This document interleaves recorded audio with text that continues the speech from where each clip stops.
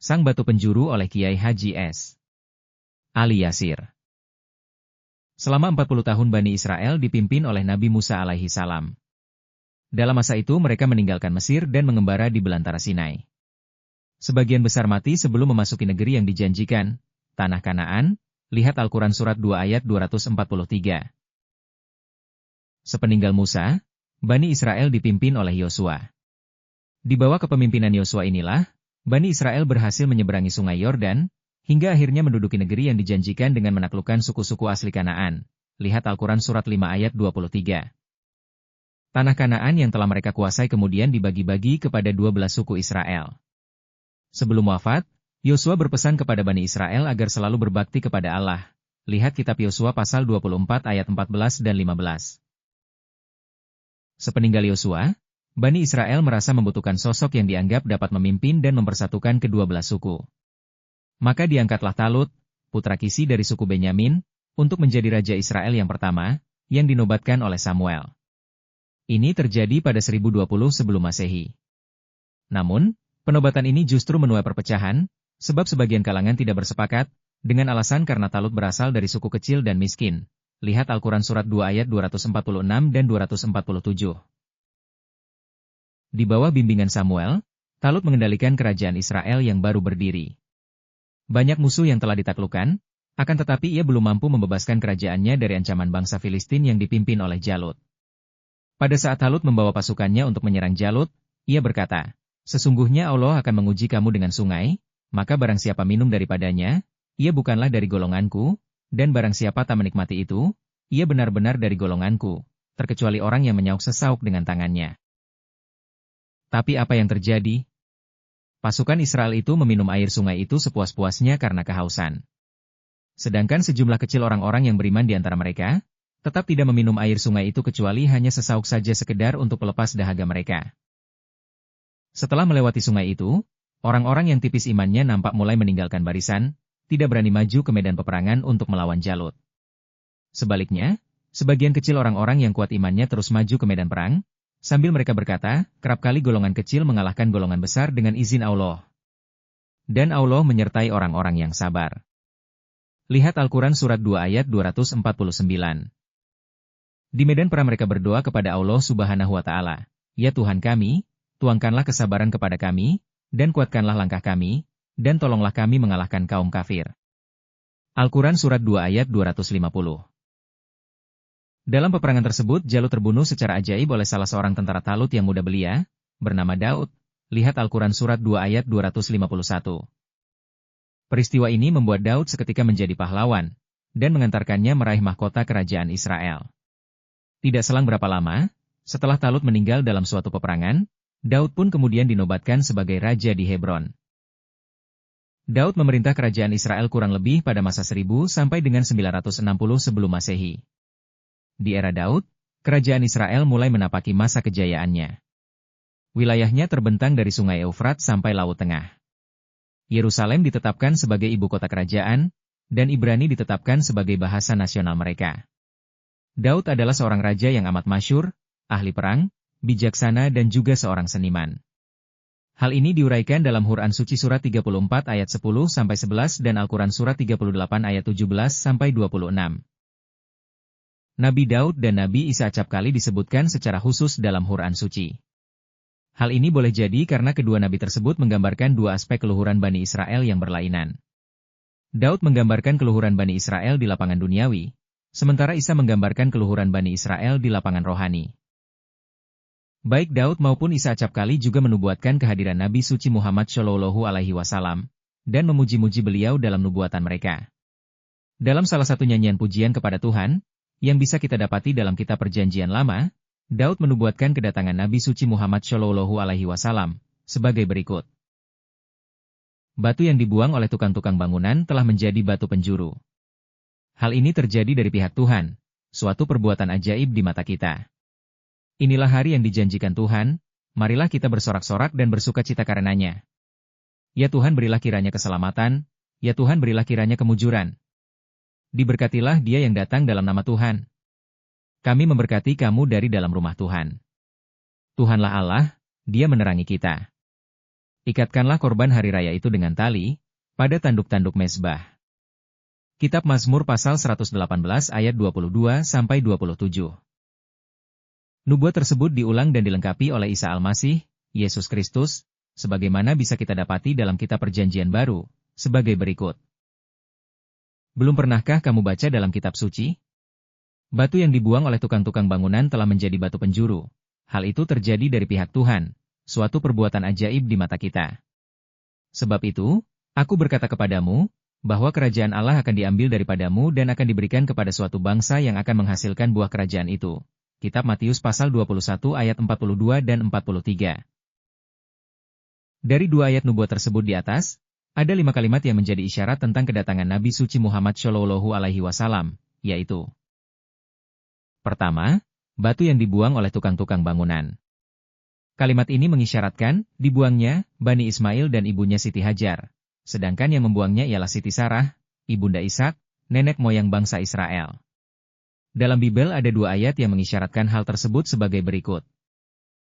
Berkatalah Sarah kepada Abraham, usirlah hamba perempuan itu beserta anaknya, sebab anak hamba ini tidak menjadi ahli waris bersama-sama dengan anakku Ishak. Kitab Kejadian pasal 21 ayat 10. Maksud ayat tersebut di atas ialah, bahwa bangsa Israel menganggap Ismail sebagai orang buangan, dan perjanjian Tuhan hanya dianggap berlaku bagi keturunan Ishak saja. Terlebih ketika di kalangan Bani Israel dibangkitkan para nabi secara beruntun, sedangkan di kalangan Bani Ismail tak seorang nabi pun dibangkitkan.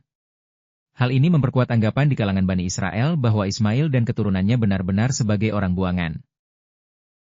Anggapan sesat inilah yang menyebabkan hati mereka menjadi keras dan menolak nabi dari keturunan Bani Ismail, yaitu Nabi Suci Muhammad Shallallahu Alaihi Wasallam, yang kedatangannya sebenarnya sangat mereka harapkan. Lihat Al-Quran Surat 2 ayat 89. Allah Subhanahu wa Ta'ala menerangkan kekerasan hati bangsa Israel sebagai berikut.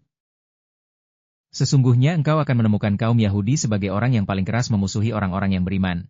Demikian pula orang-orang musyrik. Al-Quran Surat 5 ayat 82.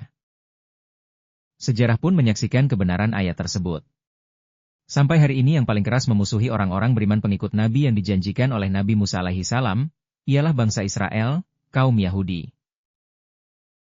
Kedua, telah menjadi batu penjuru. Arti kalimat ini jelas merujuk kepada Ka'bah di Mekah. Ka'bah adalah bangunan kuno yang pernah dipugar oleh Ibrahim dan Ismail. Sejak tahun 634 Masehi, Ka'bah telah ditetapkan Allah menjadi batu penjuru, kiblat, menggantikan Baitullah di Yerusalem. Hal ini dilakukan Tuhan untuk membedakan siapa yang mengikuti nasihat Musa alaihi salam dan para nabi sesudahnya. Lihat Al-Quran Surat 5 ayat 68. Perubahan kiblat tersebut mengikuti petunjuk Daud alaihi salam dan Isa alaihi salam, yang disebut sebagai suatu perbuatan yang ajaib di mata kita. Kitab Mazmur pasal 118 ayat 23. Kitab Matius pasal 21 ayat 42. Banyak orang berkeberatan atas perubahan kiblat itu, terkecuali bagi orang yang mendapat petunjuk, sebagaimana dinyatakan ilahi dalam firman-Nya. Dan kami tak membuat apa yang kau inginkan sebagai kiblat, selain agar kami dapat membedakan siapa yang mengikuti utusan dan siapa yang berbalik di atas tumitnya. Dan sesungguhnya ini adalah ujian berat, terkecuali bagi mereka yang mendapat petunjuk Allah. Al-Quran Surat 2 ayat 143. Ketiga, inilah hari yang dijanjikan Tuhan, marilah kita bersorak-sorak dan bersuka cita karenanya. Dalam Bible cetakan tahun 1948, ayat itu berbunyi, maka inilah hari yang telah diadakan oleh Tuhan. Marilah kita bersuka-sukaan dan tamasya padanya. Kalimat ini merujuk kepada ibadah haji, rukun Islam yang kelima, yang wajib dikerjakan di sekitar Ka'bah di Mekah, sang batu yang dibuang, yang telah menjadi batu penjuru itu. Allah berfirman sebagai berikut. Dan umumkanlah ibadah haji kepada manusia, mereka akan datang kepada engkau dengan jalan kaki, dan dengan naik setiap unta yang kurus, yang datang dari tiap-tiap jalan yang jauh. Agar mereka menyaksikan berbagai keuntungan, yang diberikan, kepada mereka, dan agar mereka menyebut nama Allah pada hari-hari yang ditentukan atas apa yang Allah rezekikan kepada mereka berupa binatang ternak.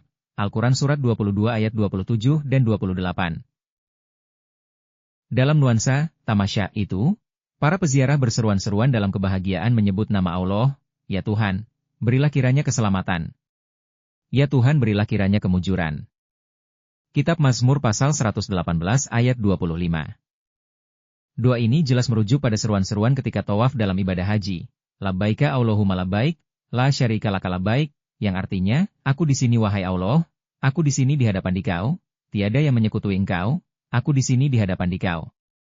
Jadi dengan disyaratkannya ibadah haji dalam Islam, sempurnalah nubuat Daud dan Isa di atas. Keempat, ikatkanlah korban hari raya itu dengan tali, pada tanduk-tanduk mezbah. Nubuat ini jelas merujuk pada ibadah kurban dalam ibadah haji, atau kurban pada hari raya Idul Adha, yang dirayakan oleh kaum muslimin di seluruh dunia. Menyembelih binatang ternak adalah ritual terakhir dalam ibadah haji yang sifat hukumnya wajib. Bagi kaum muslim yang tidak mampu menunaikan ibadah haji pun diperintahkan agar menyembelih hewan kurban pada hari raya yang ditetapkan Tuhan itu. Kelima, nubuat Isa alaihi salam bahwa kerajaan Allah akan diambil daripadamu dan akan diberikan kepada suatu bangsa yang akan menghasilkan buah kerajaan itu. Kitab Matius pasal 21 ayat 43. Selaras dengan nubuat Daud alaihi salam yang berbunyi, jauhilah yang jahat dan lakukanlah yang baik, maka engkau akan tetap tinggal untuk selama-lamanya. Sebab Tuhan mencintai hukum, dan Ia tidak meninggalkan orang yang dikasihinya. Sampai selama-lamanya mereka akan terpelihara, tetapi anak cucu orang-orang fasik akan dilenyapkan. Orang-orang benar akan mewarisi negeri dan tinggal di sana senantiasa. Kitab Mazmur pasal 37 ayat 27-29.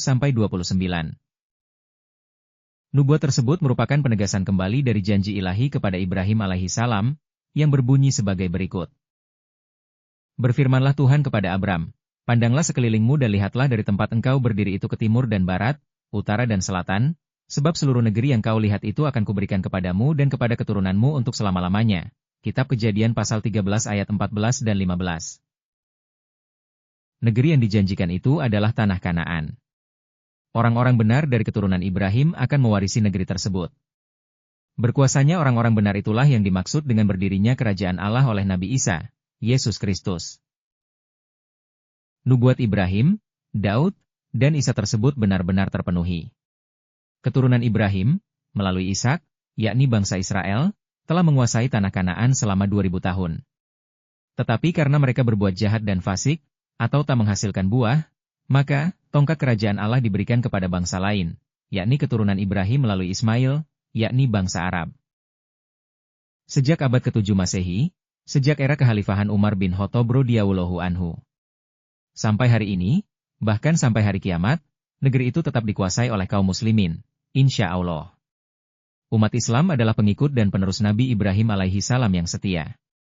Mereka adalah orang-orang yang senantiasa berbuat baik, sehingga berhak mewarisi negeri tersebut untuk selama-lamanya.